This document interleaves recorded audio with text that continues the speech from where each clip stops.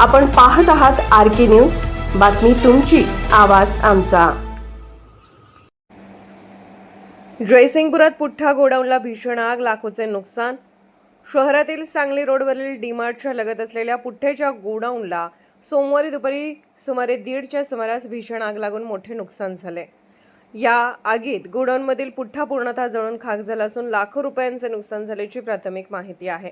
सदर गोडाऊनचे मालक रामलाल केवट हे याच ठिकाणी वास्तव्यास असून घरातील प्रापंचिक साहित्याचेही मोठ्या प्रमाणात नुकसान झाले आहे। सुदैवाने या घटनेत कोणतीही जीवितहानी झालेली नाही। घटनेची माहिती मिळताच जयसिंगपूर नगरपालिकेचे तसेच दत्त साखर कारखान्याचे अग्निशमन दल घटनास्थळी दाखल झाले आणि आगीवर नियंत्रण मिळवण्याचे प्रयत्न सुरू केले। आगीची तीव्रता मोठी असल्याने परिसरात धुराचे लोट पसरले होते। प्राथमिक माहितीनुसार गोडाऊन समोर रस्त्याच्या विरुद्ध बाजूस कचरा जाळण्यासाठी लावलेली आग वाऱ्यामुळे पसरून गोडाऊनपर्यंत पोहोचल्याची चर्चा घटनास्थळी होती।